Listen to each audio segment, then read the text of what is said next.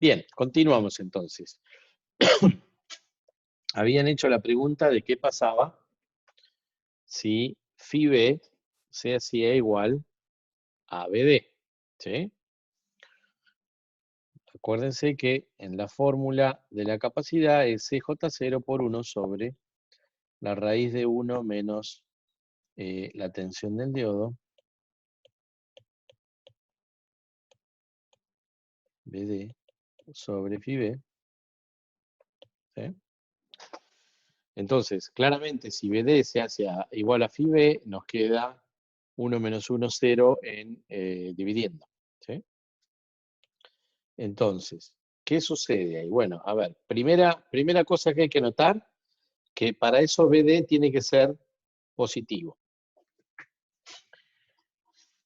Segunda pregunta que hay que hacer, si BD es positivo, ¿la capacidad indirecta sigue estando, la capacidad de vaciamiento? Totalmente, porque el desarrollo que hemos hecho solamente depende de la zona de vaciamiento, y la zona de vaciamiento, cuando yo paso a tensiones de diodo mayores a 0, sigue estando. Se va reduciendo, pero sigue estando, con lo cual va a seguir existiendo, digamos, y la capacidad va a seguir, en ese caso, va a seguir subiendo. Acuérdense que venía hasta ahí, esta era la zona en inversa que habíamos planteado, este valor de acá era CJ0, y ahora la capacidad sigue subiendo con la misma fórmula que tenía, porque no deja de ser una raíz cuadrada, ¿sí? Pregunta, ¿puede BD subir tanto como para llegar a phi b? Y ahí tenemos que ir hacia atrás, a lo que habíamos visto de los modelos del diodo, cuando la corriente, la tensión y la corriente empiezan a aumentar. Acuérdense que yo les había dicho, les había mostrado una transparencia en la clase anterior, que cuando yo empiezo a pasar de los valores normales de BD, lo primero que aparece es una zona de alta inyección de carga donde ya la pendiente baja, ¿sí? De la corriente. Y después de eso, cerca de 0,8 o 0,9 voltios, aparece otra región donde la corriente empieza a ser tan grande que me empiezan a aparecer y a ser significativas las resistencias que tengo en el mismo diodo. Entonces, si yo insisto en aumentar la tensión de la juntura, por alguna razón, este es el material P, este es el N, si la corriente se vuelve muy grande, empiezo a tener la resistencia de contacto y la resistencia en la zona de vaciamiento, con lo cual la tensión que yo le aplico en realidad me está cayendo ahora en 4 resistencias, ¿sí?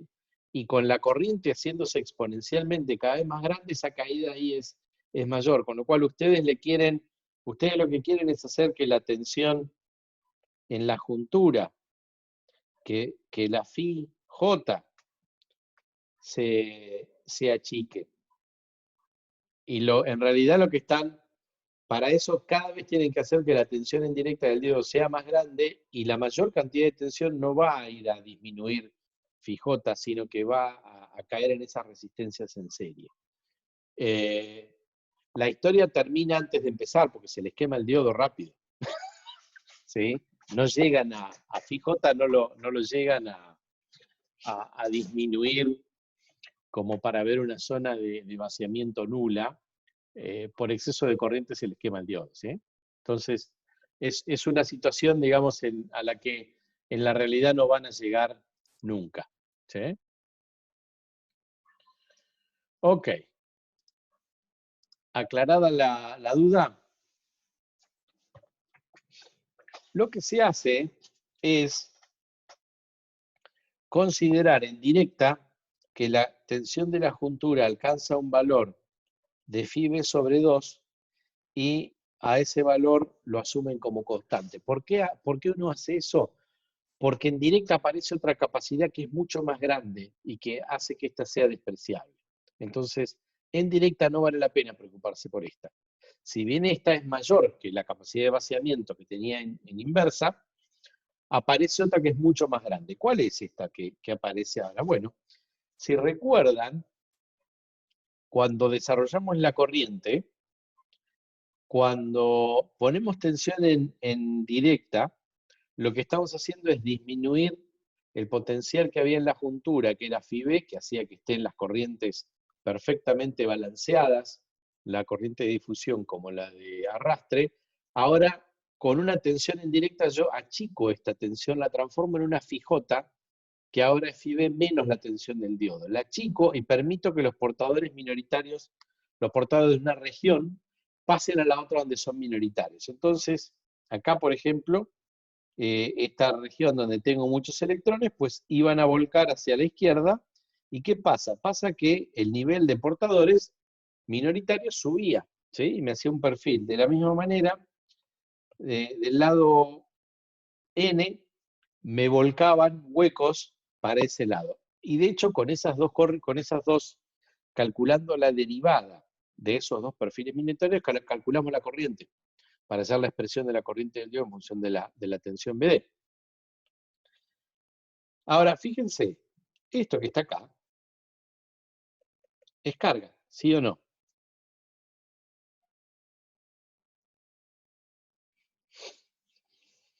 Y eso es para una BD. Para una cierta BD, yo tengo esa carga. Si yo le aumento la tensión del diodo, esa carga va a aumentar. Es decir, que ahora tengo otra BD, llamémosla BD', y tengo otra Q'.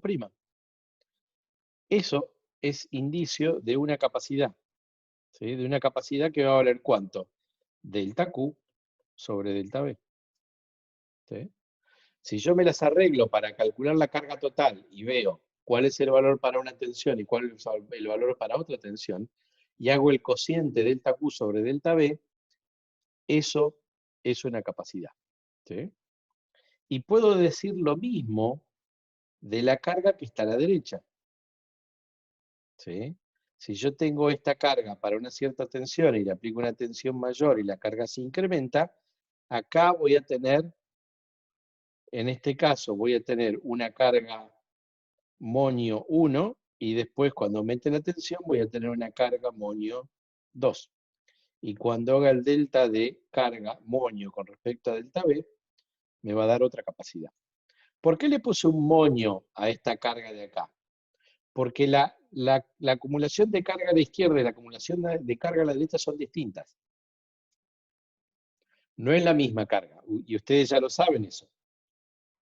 Las cargas a izquierda y derecha de la zona de vaciamiento no son iguales. Solamente serían iguales si el dedo fuese simétrico, pero ese caso casi nunca se da. ¿Sí? Entonces, esta carga que está acá y esta carga que está acá son distintas. Llamémosle a esta Q1 y a esta Q2. Q1 es distinta de Q2. Cuando yo le aplico una tensión al diodo, acá voy a tener un delta de carga. Este pedacito va a ser el delta de carga 1, y acá voy a tener otro pedacito que va a ser más grande, porque ya la carga 2 es más grande que la carga 1 en este ejemplo. Acá voy a tener un delta Q2, entonces acá voy a tener una capacidad 1 que va a ser delta Q2 sobre delta B, y acá voy a tener una capacidad, perdón, delta Q1, y acá voy a tener una capacidad 2 que va a ser delta Q2 sobre delta B. Es decir, que me aparecieron dos capacidades acá. No una, dos. Y ustedes dirán, pare, porque todas las veces que a mí me dijeron que había una capacidad y me aumentaba la carga, a mí eso se me balanceaba con carga del otro signo en algún otro lado. Y acá no la veo porque este delta Q que yo estoy viendo acá, estos son electrones, ¿sí? Entonces este delta Q1 es negativo. Y este delta Q2 acá son huecos. Este delta Q2 es positivo. Y delta Q1 y delta Q2 son distintos, así que no se pueden estar balanceando entre ellos. ¿Con quién se balancean? ¿Qué les parece?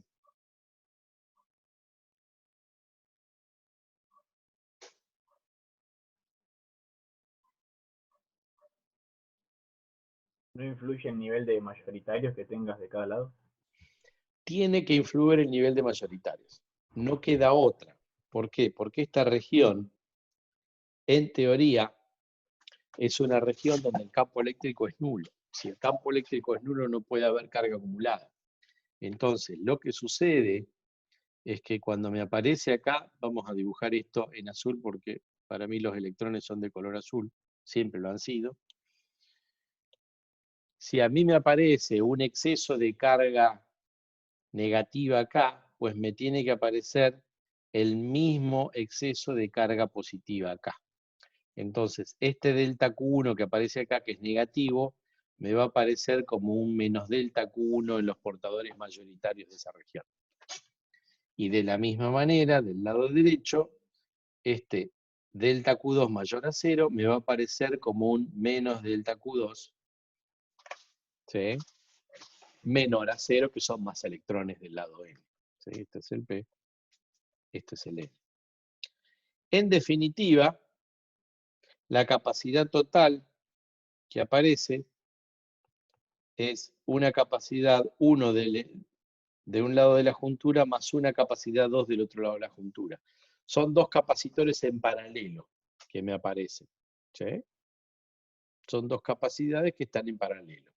¿Por qué? Porque la carga se acumula en el dispositivo en función de esta tensión. Entonces tengo C1 y tengo C2. ¿Sí? Fíjense qué cosa rara, ¿no? No solamente encontré capacidad, encontré dos capacidades. Bien, eso está dibujado un poco más lindo acá, ¿sí? Ahí tienen la carga Q1 y la carga Q2, que se balancean a ambos lados de la juntura. Fíjense que ni siquiera tienen para la carga 1 o para la carga 2, la acumulación de carga sucede en el mismo lugar. Ahora no tienen siquiera una distancia entre placas paralelas. Esta acumulación de carga negativa que sucede ahí y esta acumulación de carga positiva que sucede ahí, está sucediendo en el mismo lugar. ¿Sí? Ahora bien, nadie nos dijo a nosotros que religiosamente para que haya una capacidad tenía que haber una distancia entre placas paralelas. Lo que nosotros sabemos, y para eso vamos a recurrir a la definición, es que una capacidad es variación de carga con respecto a tensión. Y esto califica como tal, con lo cual si hay o no distancias entre placas paralelas, si la carga esta está en el mismo lugar, la verdad no nos afecta. Ok, bien. Entonces, ¿cómo la calculamos? Bueno, van a ver que en realidad es bastante simple y casi que ya lo hemos hecho. Si uno quiere calcular la carga total, ¿sí? Tiene que calcular eso que está ahí más en realidad el pedacito que hay abajo. ¿Sí?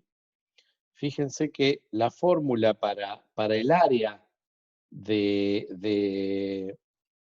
la figura esta es el ancho, que es este de acá, es Wn menos Xn, que si despreciamos Xn les queda simplemente Wn, y después es el valor de los portadores ahí más el valor de los portadores ahí dividido 2. ¿Sí? Esa es como la altura promedio y en definitiva les da el área total de la carga que está ahí. Es muy, pero muy parecido al cálculo que hicimos de la corriente. Acuérdense que cuando estábamos calculando corriente era la diferencia de los portadores. Ahora es la suma, con lo cual que sumemos o restemos los minoritarios, el punto este más chico, mucha diferencia no nos va a dar. Entonces esta cuenta nos va a quedar muy parecida a la cuenta que hicimos para la corriente. ¿Sí? Ok, entonces a eso lo tenemos que multiplicar por la carga y por el área, por la sección que tiene la juntura. Si se acuerdan, Pn en xn más Pn en Wn, eso se podía poner como Pn0, sacarlo factor común, el Pn esta es la carga, perdón, esta es la carga, no, la carga del lado N, entonces esto es Wp.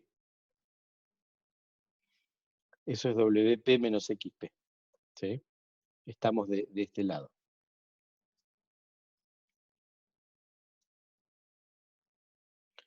Entonces eso va a quedar P en N0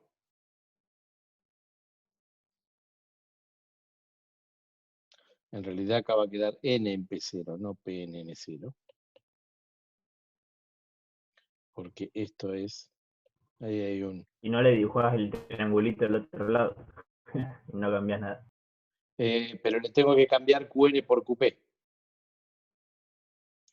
Ok, vamos a hacer, hagamos eso, mejor.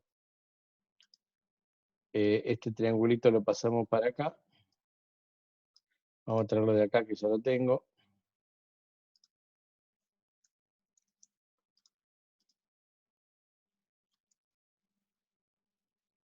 Pasamos el triangulito para ahí. Este lo pasamos para acá. Ahí. De acá lo borramos. Ok. Y ahora lo que tenemos que hacer es... Esto no es Qp. Eso es Qn. ¿Sí? Ahora sí. Esta carga es negativa, entonces acá esto lo tachamos.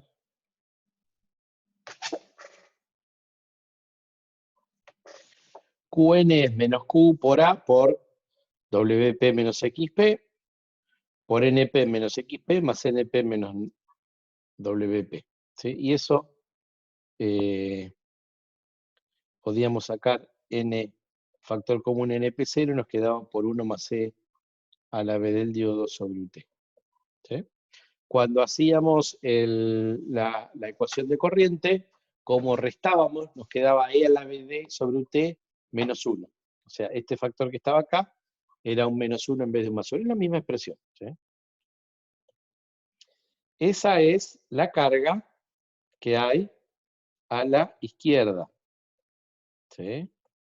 Esa es Qn. Y de la misma manera podemos calcular Qp. Acá fíjense que tenemos que corregir. Eso va a ser Qp. Y Qp va a quedar de vuelta Q por el área por el ancho este, que lo vamos a aproximar por Wn. Y nos va a quedar este valor P más este valor P dividido 2. Y eso es Pn en Xn más Pn en Wn. Eso es Pn en 0, el valor en equilibrio, por 1 más C a la BD sobre UT. ¿Sí? Entonces tenemos, tenemos la fórmula. Tenemos la fórmula para la carga del lado N y la fórmula para la carga del lado P. Ambas están en función de BD. Es decir, tenemos Qn función de BD y Qp función de BD. Entonces lo que tenemos que hacer ahora es hacer la derivada de ambas. ¿Sí?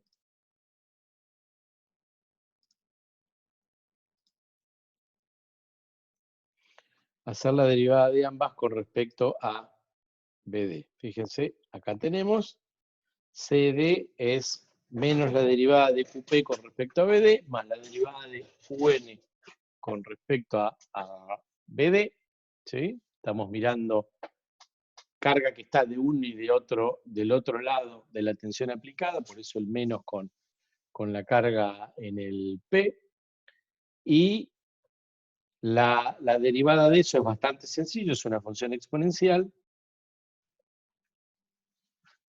Fíjense que si queremos escribir la carga total, fíjense, nos va a quedar Q por A, eso lo puedo sacar factor común, por Pn sobre 2, Pn0, por 1 más E a la BD sobre UT,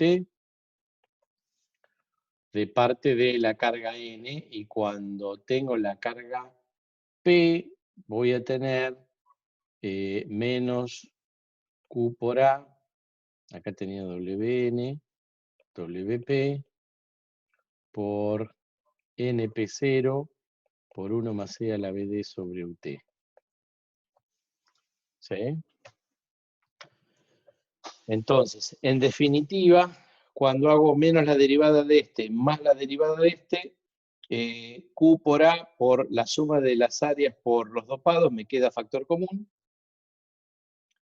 Y la derivada de 1 más E a la BD sobre UT es simplemente 1 sobre UT por E a la BD sobre UT. Es decir, que me queda eso de ahí, junto con el 1 medio que ambos tienen. Acá había un 1 medio también. ¿Sí? Esa es la fórmula que queda para la capacidad de vaciamiento. ¿Sí? Y acuérdense que la corriente del diodo era I0 por E a la BD sobre UT menos 1. Si la tensión BD es mayor que 0, es tensión en directa, entonces E a la BD sobre UT es bastante más grande que el menos 1, ¿sí o no? Si E a la BD sobre UT es bastante más grande que 1, entonces yo puedo, esto lo puedo despreciar, y puedo escribir a la corriente del diodo de esa manera. ¿Sí? ¿Para qué querría hacer esto ahí? Porque fíjense que acá E a la BD sobre UT es algo proporcional a la corriente. Yo a la capacidad de difusión la podría poner a de capacidad indirecta como Q por A por WP por NP más WN por PN. Y en vez de poner E a la BD sobre UT, puedo poner la corriente del diodo sobre I0, y acá abajo debería poner 2UT. ¿Sí? Con lo cual, la capacidad en directa es proporcional a la corriente del diodo. Y eso es lo importante de notar en este caso. ¿Sí? Hay un factor de proporcionalidad, obviamente. El factor de proporcionalidad es este de acá.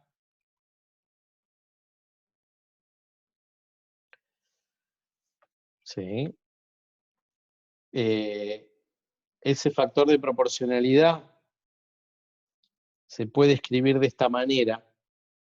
El factor de proporcionalidad entre la capacidad y la corriente se puede poner como algo que tiene unidades de tiempo dividido UT. Algo que tiene, ese algo que tiene unidades de tiempo sería igual a, vamos a dibujarlo, es todo esto que está acá, salvo UT. Todo eso que está ahí tiene unidades de tiempo y se define como tau t. Ese tau t es el tiempo de tránsito. Tiempo de tránsito. Y físicamente es el tiempo promedio que le toma a los portadores pasar por la longitud del diodo. ¿Sí? Fíjense que el UT lo tengo, el UT me lo quedo. Entonces, esa es la expresión de la capacidad indirecta. Tiempo de tránsito, vamos a escribir de vuelta, entonces tiene esa fórmula, es Q por A por el producto de longitud de la juntura por portador, dividido 2 por la corriente de IS, la corriente de pérdida del diodo. ¿Sí? Entonces, esa es la formulita que nos queda para la capacidad indirecta del diodo. Y esa capacidad, fíjense que es directamente proporcional, con lo cual si yo empiezo a incrementar la corriente, cada vez tengo más capacidad. Cada vez tengo más corriente, más carga acumulada, e incluso ustedes saben que el crecimiento de la carga con respecto a la tensión era exponencial. La corriente también crece exponencial con la tensión aplicada. Entonces, por eso la relación, tanto la carga como la corriente crecen exponencial con respecto a la tensión. Entonces, entre ellas son proporcionales. Carga y corriente, la derivada de la carga con respecto a la tensión también es exponencial, como buena exponencial su derivada es una exponencial, con lo cual la capacidad también es proporcional a la corriente. Es decir que si yo tengo una capacidad dada, cualquiera, C, digamos, para 1 miliamper, y de repente la corriente la llevo a 10 miliamper, acá voy a tener 10 veces la capacidad que tenía antes. Si la llevo a 100 miliamper, voy a tener 100 veces la capacidad que tenía antes. Entonces, esta capacidad en directa termina siendo dominante con respecto a la capacidad que yo tenía producto de la variación de la carga por la variación de la longitud de la zona de vaciamiento. ¿Sí? El crecimiento de portadores minoritarios producto de la circulación de corriente es mucho más grande el efecto que produce que la zona de vaciamiento. Este parámetro termina siendo algo que el fabricante les da. Ustedes tienen un modelo de SPICE, van a ver cuánto vale tau, les va a decir el tiempo de tránsito, y es todo lo que necesitan para calcular la capacidad de difusión de una juntura. Con el tiempo de tránsito y la tensión térmica y la corriente de trabajo del diodo, ustedes pueden saber cuánto es la capacidad del diodo que tiene para ese punto de funcionamiento. Punto de funcionamiento dado por I de BD. ¿Sí? Fíjense que ustedes para calcular esa capacidad tienen que ver cuánto es el valor de corriente de DC que le están poniendo. Puede ser 1 miliamper, 50 miliamper, 100 miliamper, corriente de DC. ¿Sí? Ustedes ponen la corriente de DC, calculan la capacidad de difusión y después le aplican señal. ¿Alguna pregunta hasta acá? Yo, entonces, en conclusión, digamos, la capacidad en directa predomina sobre la que está en inversa, digamos, se mide solo la de directa, digamos. A ver, nosotros vimos la capacidad producto de la zona de vaciamiento, que la llamamos C de vaciamiento, y esa aparece en inversa y en directa. Y ahora vimos esta otra capacidad que la llamamos de difusión, que está en directa. En inversa también está, porque vos también tenés los niveles de los portadores minoritarios. Pero como en 100 milivolts esos portadores caen a cero y se quedan fijos, esa capacidad va a ser nula en inversa, ¿sí? En inversa va a ser cero la capacidad esta de la zona de difusión, de la corriente de difusión. Entonces, en inversa vas a tener la de vaciamiento nada más. En directa vas a tener las dos, la de vaciamiento y esta que le llamamos de difusión. Y esta, como es proporcional a la corriente, va a ser mucho más grande en directa. ¿Sí? Entonces, esta es la que en directa gana. ¿Sí? Perfecto. Ok. Por último, un ejemplito acá. Fíjense, para un diodo con un cierto tamaño, 5 micrones de ancho, 5 micrones de largo, una corriente de 1 miliamper. Tenemos los mismos parámetros que para el ejemplo anterior, con lo cual podemos calcular la C de vaciamiento para un valor de phi B sobre 2, acuérdense que eso daba raíz de 2 por CJ0.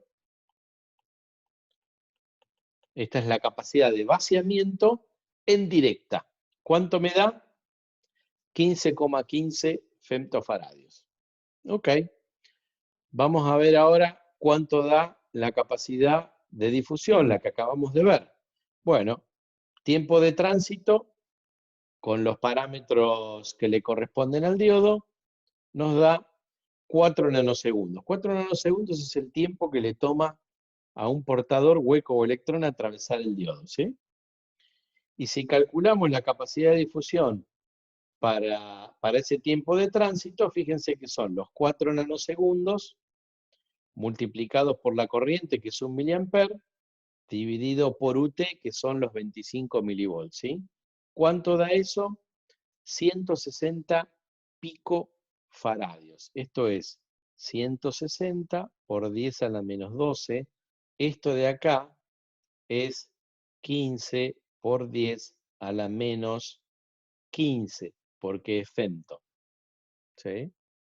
Fíjense que tienen 3 órdenes de magnitud en el exponente y después 160 es 10 veces más grande que 15 aproximadamente, con lo cual la capacidad de difusión les está dando más o menos 10.000 veces más grande que la capacidad de vaciamiento. ¿Sí? Con una corriente de 1 miliamper, que tampoco es una corriente grande. ¿Sí? Si ustedes le ponen 10 miliamper de corriente, ustedes saben que en vez de 160 picofaradios, van a tener 1600 picofaradios. ¿Sí?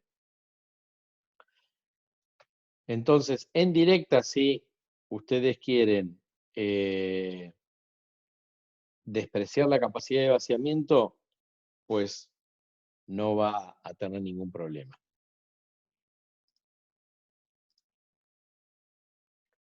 Entonces, ¿qué logramos ahora? Logramos que si tenemos un circuito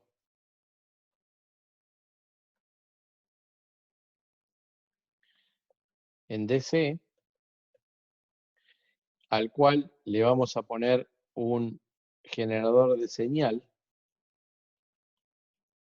para poner una variación de tensión o de corriente, cuando veamos la parte lineal incremental, es decir, pequeña señal,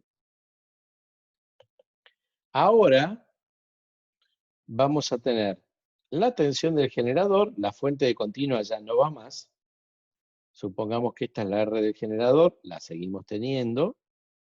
¿Y ahora qué vamos a tener? Bueno, vamos a tener el diodo lo reemplazamos por una R dinámica y ahora vamos a tener una capacidad, ¿sí? Donde dependiendo si estoy en directa o en inversa, esa capacidad va a tener uno u otro valor. Si estoy en inversa, esa capacidad va a ser CJ0 por 1 sobre 1 menos la tensión del diodo sobre Φ. Esto si estoy en inversa. Y si estoy en directa, voy a tener que esa capacidad va a valer el tiempo de tránsito por la corriente del diodo. ¿Sí? Entonces, fíjense que ahora ese modelo que nos queda a la derecha, las capacidades son completamente diferentes, ¿sí? Si estoy en directa que en inversa. Órdenes de magnitud diferentes. Pero el circuito es el mismo. Fíjense que ahora este circuito tan simple que yo tenía lo puedo modelar en frecuencia. Si no se acuerdan, eso es un filtro pasabajo.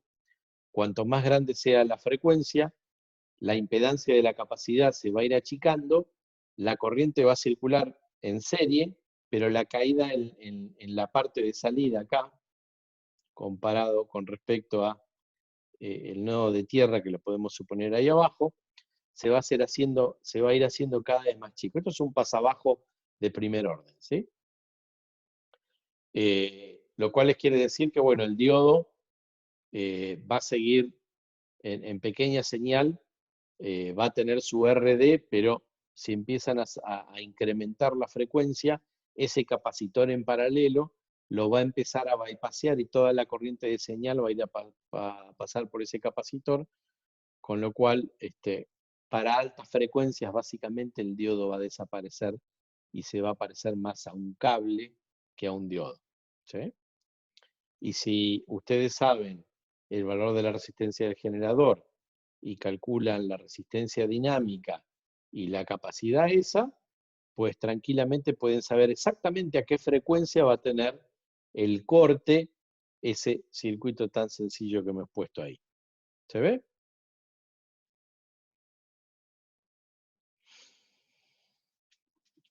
Bueno, ¿alguna pregunta?